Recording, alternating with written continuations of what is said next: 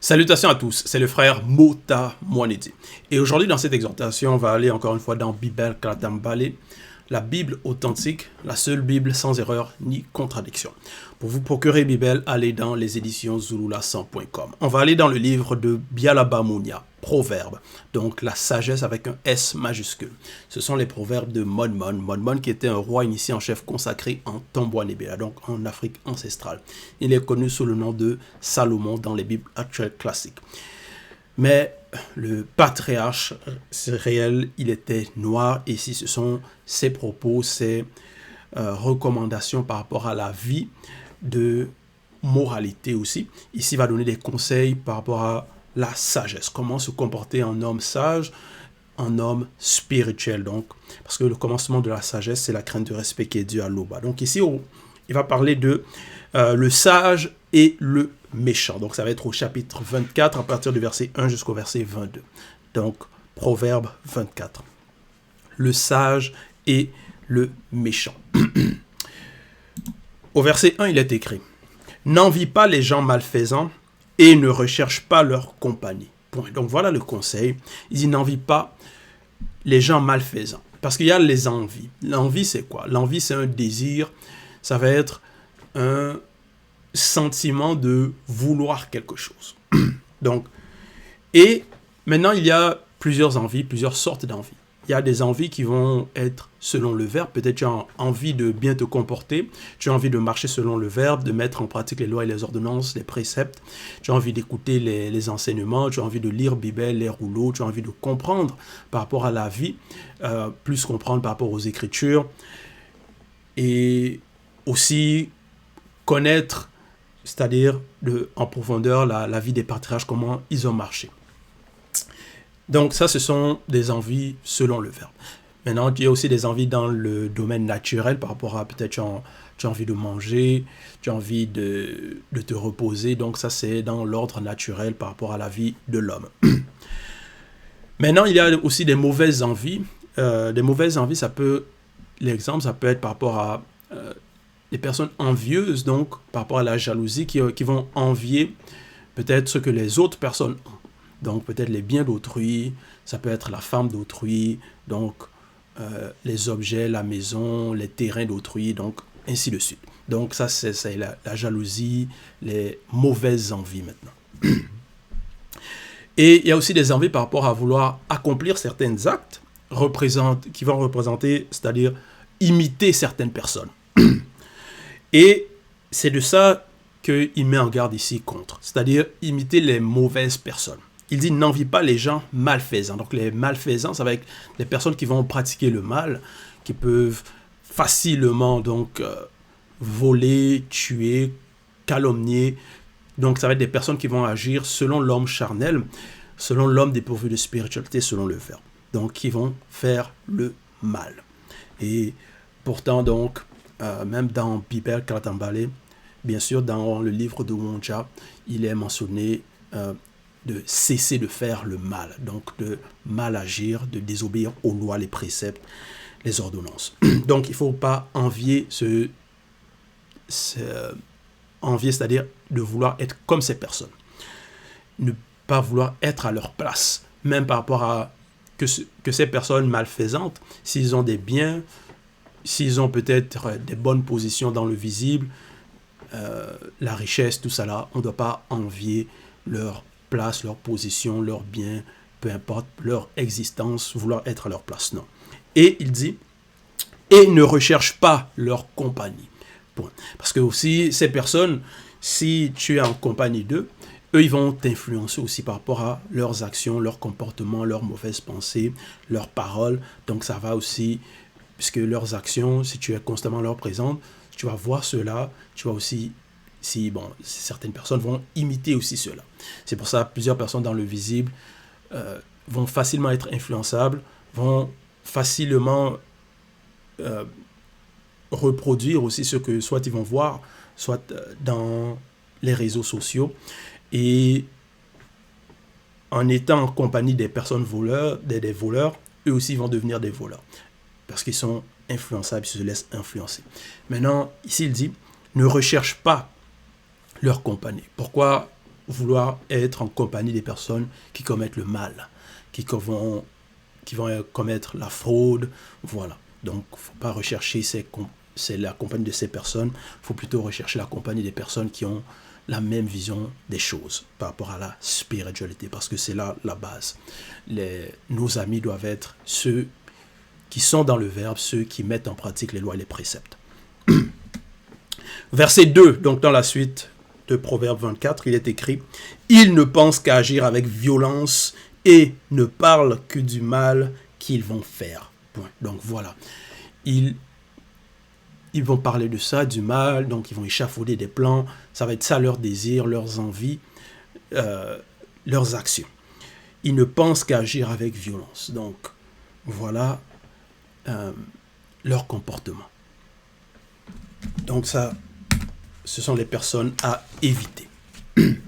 Au verset 3, il est écrit « Il faut de la sagesse pour construire une maison, virgule, de l'intelligence pour la rendre habitable. » Point. Donc, voilà.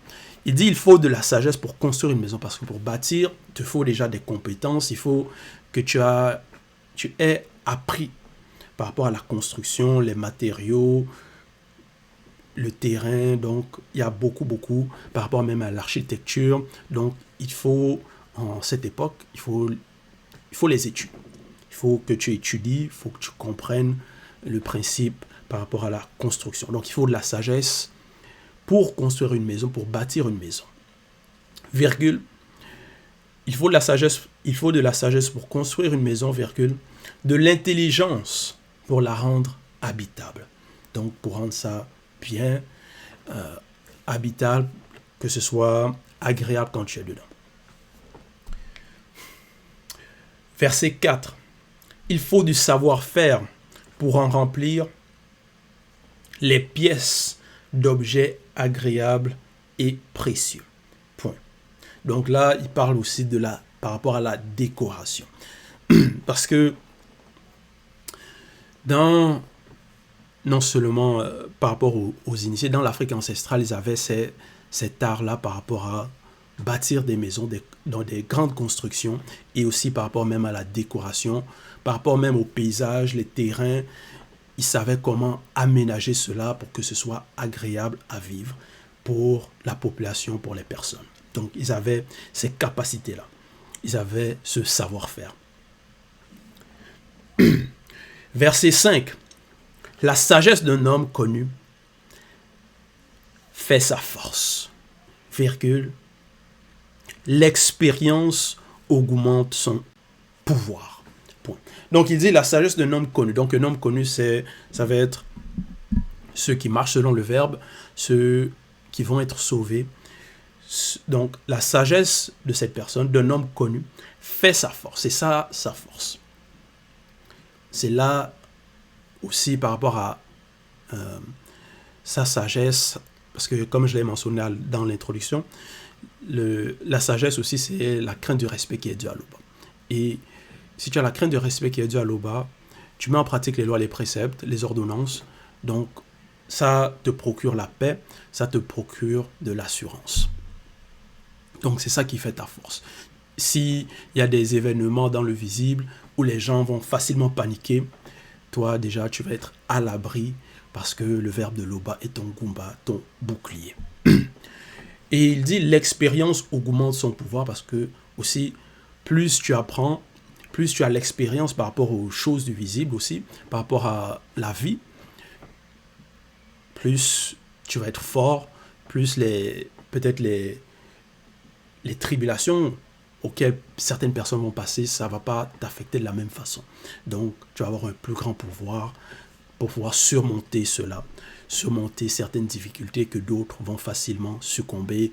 Tu vas pouvoir passer au travers, c'est-à-dire ne pas succomber à la tentation, à des tentations ou à des pièges de l'ennemi, de ceux qui ne connaissent pas le verbe, par rapport aussi aux attaques du monde occulte. Donc, parce que tu as déjà l'expérience.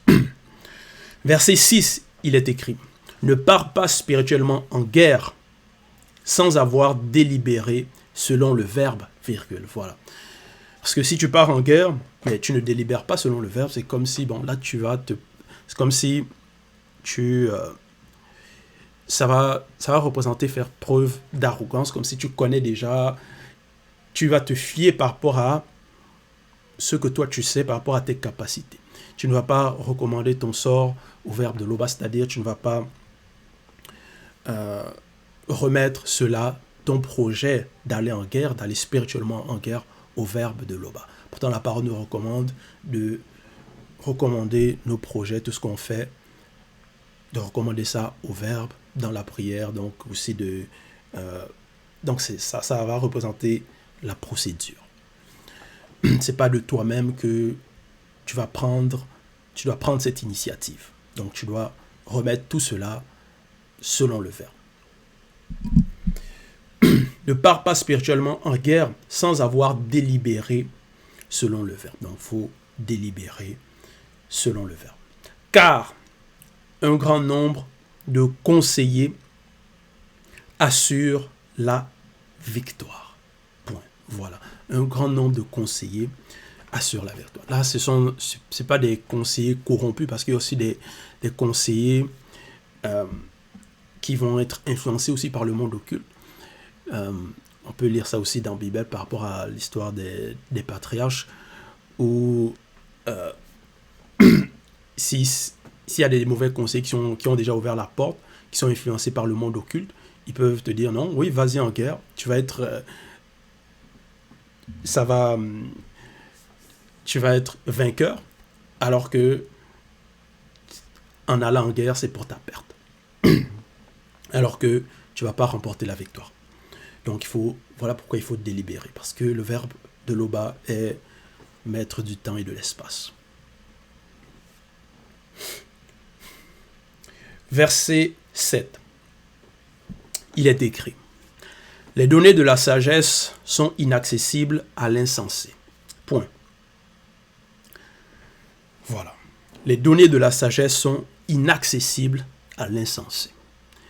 Point. Qu'il ferme la bouche quand on discute des affaires importantes. Donc, parce que l'insensé, ça va être quelqu'un, donc l'insensé, c'est quelqu'un qui n'a pas de sens. Donc, si on discute des choses, des affaires importantes, cette personne-là, si elle ouvre sa bouche, ça va être pour la distraction, ça va être pour dire des choses qui n'ont pas de sens, qui n'apportent pas de solution. Donc, il vaut mieux que cette personne ferme la bouche à ce moment-là. Verset 8. Celui qui projette le mal a la réputation d'être possédé. Point. Voilà.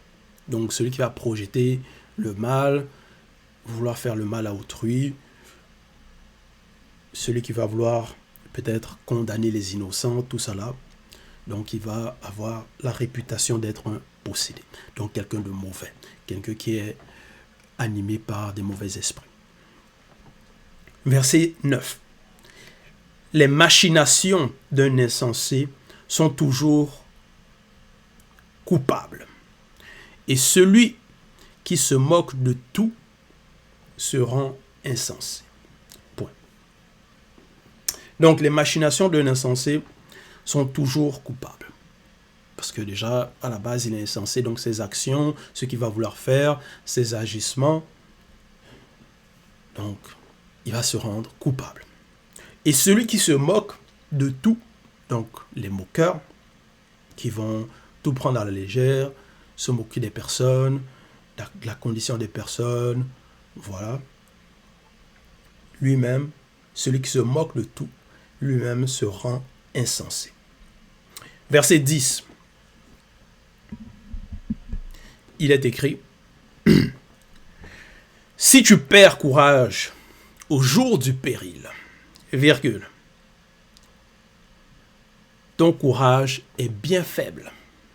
Donc, parce que si tu es courageux, ça va être quelqu'un même face à l'adversité, face au péril, face au danger, il va être donc courageux, donc il ne va pas perdre son assurance, il va être confiant. Il ne va pas se décourager. si tu dis que tu es courageux, le courage, c'est pas quand tout va bien. C'est pas quand, bon, voilà, peut-être il y a la paix, tout va bien, il n'y a pas d'attaque, tu es tranquille chez toi, il n'y a pas d'adversité, rien. Là, tu te dis tu es courageux, ok. Mais là, tu n'as pas besoin de manifester ce courage-là, de utiliser ce courage, parce que même ceux qui ne sont pas courageux, dans ces circonstances, eux aussi sont bien, sont à l'aise. Maintenant, quand il y a le péril, maintenant, quand il y a un danger, une situation, c'est là où maintenant il faut manifester ce courage. Il faut que ce courage-là, réellement, ait de l'effet. Mais si, au moment où ce péril, ce danger arrive, il est écrit, si tu perds courage, donc ce courage, cette assurance, tu ne l'as plus, donc tu deviens comme quelqu'un qui n'est pas courageux. Donc où est la différence entre toi et celui qui n'est pas courageux? Il n'y a pas.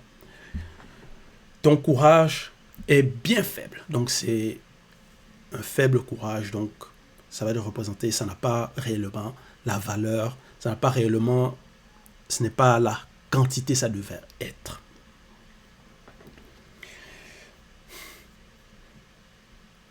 Donc il faut renforcer ce courage-là. Expérimenter cela. Verset 11, il est écrit: efforce-toi de sauver les condamnés à mort, virgule, ceux que l'on traîne injustement au supplice. Point. Donc voilà, il est écrit: efforce-toi de sauver les condamnés à mort, virgule. Donc ce n'est pas le point, parce que il y a les condamnés à mort, où ce sont des personnes qui ont vraiment commis des atrocités, qui ont tué des personnes voilà, qui étaient innocentes, qui ont fait du mal à leurs prochains, sans, bon, ça va être représenté comme peut-être des personnes, ils vont aller, souvent ça c'est aux États-Unis, ils vont aller dans certains emplacements, tuer plusieurs personnes. Donc ça va être les psychopathes, tout ça là.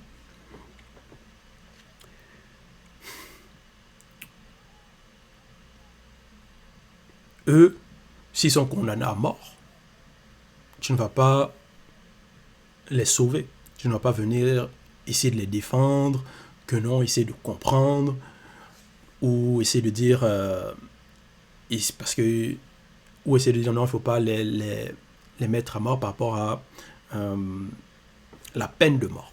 Donc, parce qu'il y en a comme ça qui vont protester contre la peine de mort, même par rapport à cette peine de mort contre des personnes réellement qui ont tué volontairement, qui ont commis des atrocités. C'est pas ça, ce n'est pas ça dont il est fait allusion ici. Mais il est écrit: efforce-toi de sauver les condamnés à mort, virgule, ceux que l'on traîne injustement au supplice. Donc ceux qui vont être condamnés à mort injustement, ceux qu'on va vouloir faire du tort, c'est-à-dire faire souffrir injustement. Donc, ils n'ont pas commis des actions qui méritent la peine de mort. Verset 12, il est écrit: si tu dis, je n'étais pas informé, virgule, l'Oba qui connaît le fond du cœur sait ce qu'il en est. Point. Donc, il faut être vrai dans ses propos. Ne prétends pas dire je ne sais pas, je ne savais pas quand tu savais. Parce que en disant cela, tu veux peut-être tromper la personne, cette personne auquel tu parles, mais tu ne peux pas tromper le verbe de l'Oba. Car il est écrit: l'Oba qui connaît le fond du cœur, c'est tout, c'est plutôt l'Oba qui connaît le fond du cœur, sait ce qu'il en est. Donc, il sait ce qu'il en est. Il connaît tout, virgule, son verbe rend justice à chacun selon ses actes. Point.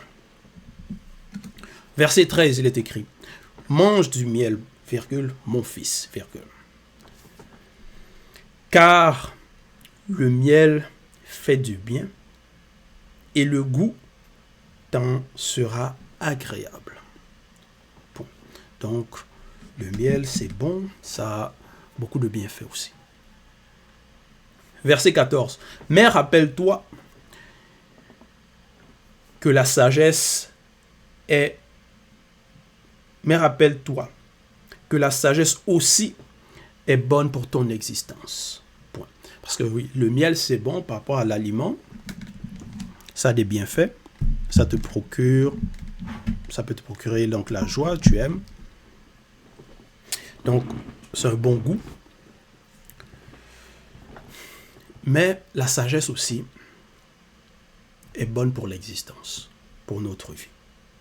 Si tu arrives à la pratiquer, virgule, donc à pratiquer la sagesse, tu auras un avenir, virgule, ton espérance ne sera pas déçue. Point. Voilà. Si tu arrives à la pratiquer, virgule, tu auras un avenir, virgule, ton espérance ne sera pas déçue. Bon. Verset 15. N'essaie pas, virgule, tel un malfaiteur, virgule, de t'approprier par la ruse la maison d'un homme honnête, virgule, ne le prive pas de son domicile. Point. Donc, parce qu'il y a des personnes comme ça qui sont malhonnêtes, donc malfaiteurs, qui vont essayer de s'approprier des terrains de certaines personnes. Donc, ils vont user de fraude, tromperie, mensonge. Verset 16, il est écrit, un honnête homme peut tomber très souvent à cause d'une porte d'entrée qu'il a involontairement ouverte. Virgule. Donc ça, c'est des cas qui arrivent par rapport à un homme honnête.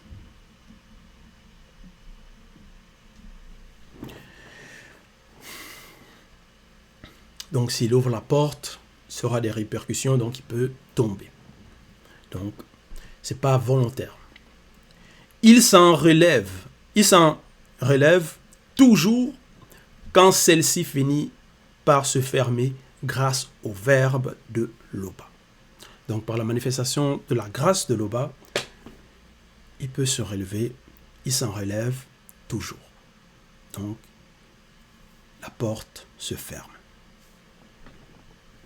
Mais les malfaiteurs sont terrassés spirituellement par l'adversité.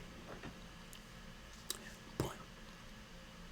Donc voilà pourquoi il ne faut pas avoir l'envie d'être comme les malfaiteurs,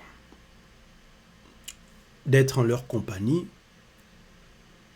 ou de faire comme eux. Non. Parce que eux, ils sont spirituellement terrassés par l'adversité. Leur fin, si les personnes, c'est méchant, parce que c'est ça ici, c'est la différence entre le sage et le méchant. C'est quoi la finalité? Le méchant, s'il meurt dans sa méchanceté, s'il ne se répand pas, il passe au jugement. Donc, mais les malfaiteurs sont terrassés spirituellement par l'adversité. Donc, voilà leur existence, et par rapport à leur fin, c'est le jugement. Donc pourquoi les imiter?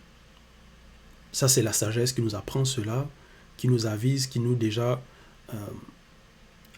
avertit, nous met en garde par rapport à voilà leur fin.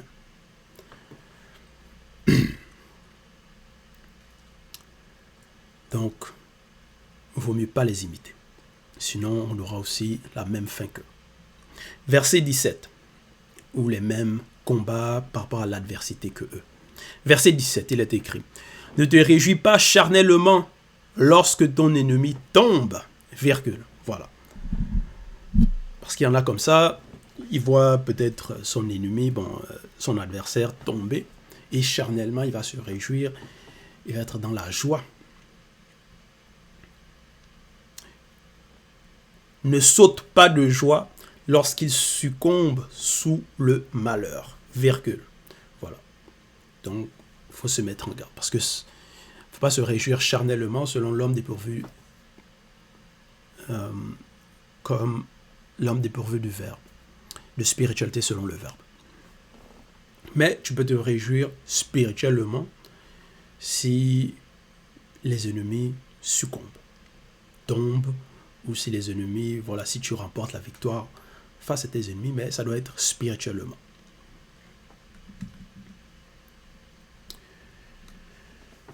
Donc, au verset 18, il est écrit « Car sa colère se détournerait sur toi. » Point. Donc, si tu t'es réjoui charnellement, donc, et par rapport au malheur de ton ennemi, lui, peut-être il apprend ça, il voit ça, parce qu'il y en a comme ça, ils vont se réjouir, ils vont parler, tu vois ce qui t'arrive, voilà. Il est écrit ça, car sa colère se détournerait sur toi. Donc il va vouloir maintenant te faire du mal. Il va être en colère, en fureur contre toi. Maintenant, si tu n'es pas prêt à recevoir cela, donc c'est toi qui as ouvert la porte par rapport à cette réjouissance charnelle. Verset 19. Ne t'excite pas au sujet de ceux qui font le mal, virgule, et n'envie pas les méchants. Point. Verset 20. Ils n'ont aucun avenir, virgule, leur âme est éteinte. Point. Donc, pourquoi les envier? Verset 21. Mon fils, virgule, respecte le verbe de Loba et le roi initié. Point. Voilà. Donc ça, c'est la base. Ne t'associe pas à ceux qui veulent tout changer. Point. Parce qu'il y en a comme ça qui vont... au verset 22, il est écrit « Car les novateurs non initiés, blancs et sans mêlés ». Donc ça va être les personnes qui vont prétendent que non, ils vont changer le monde, ils vont soi-disant inventer des choses, des solutions, que si on les suit, ça va être aussi parfois les politiciens qui vont être là dans leur plateforme, dans leur discours, dire que non, votez pour moi, la situation va changer, je vais améliorer le pays, je vais arranger la vie des personnes. Et plusieurs vont les suivre, vont dire oui, voilà, tu as bien parlé, ils vont applaudir, vont aller voter, voilà, donc ils vont avoir l'espérance, ils vont mettre leur foi en ces personnes-là. Mais pourtant, ces personnes, non initiées, blancs et sans mêlés, sont dépourvues de spiritualité selon le verbe, ne maîtrisent pas le mystère de l'espace-temps, donc ne voient pas le futur, n'ont pas la sagesse. Donc, ils ne sont pas mandatés. Donc, leur plan, qu'est-ce qui les anime? Parce qu'ils peuvent avoir certaines idées bonnes, certains plans bons, mais sûrement sur certains points. Mais les autres, dans d'autres points, ça va être le mensonge, ça va être la corruption, ça va être les religions, parce que ça va les non-initiés, les blancs, les sans-mêlés, en cette époque, c'est ça, c'est la religion. Donc, tu vas aller voter pour eux. Pourquoi? Alors qu'ils adorent des faux dieux, alors qu'ils n'ont pas la vision, alors qu'ils ne sont pas sages, ils ne respectent pas les lois et les préceptes du verbe de Loba. Donc, il ne faut pas s'associer à ces personnes qui prétendent pouvoir, parce que c'est ça, ils vont prétendre qu'ils ont la capacité de tout changer, de peut-être changer le monde, ainsi de suite, parce qu'il y en a comme ça, ils vont dire non, on va par rapport à la pauvreté, on va éradiquer, il n'y aura plus de pauvreté, il n'y aura plus d'injustice, ainsi de suite. Mais quand ils vont peut-être obtenir, si peut-être sont des politiciens, quand ils sont au pouvoir maintenant, la situation est toujours pareille, ou s'empire encore. Verset 22, car les novateurs non initiés, virgule, blancs et sans mêlés, peuvent être anéantis soudainement. Virgule. Voilà. Parce qu'ils ne sont pas dans la protection du verbe. Donc leurs projets, leurs plans, tout ça là, ça peut s'anéantir soudainement. Et ceux qui ne sont pas dans la sagesse vont être surpris. Non, pourquoi ça arrive? Oh non. Vous êtes précipité à mettre votre espoir en ces personnes et vous allez être déçus. Et qui sait quel désastre Moudimabe qui s'est dit peut susciter contre eux? Point d'interrogation. Qui sait? Qui sait?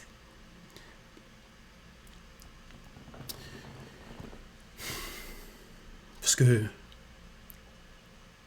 pour savoir cela, pour savoir ce qui va arriver, si ce projet va réellement arriver, par rapport aux visites, par rapport à la vie de l'homme, si peut-être il y aura des calamités dans tel territoire, des malheurs qui vont arriver dans tel territoire ou pas, si le règne de telle personne va durer ou pas, il faut être dans le secret. Il faut être dans le secret.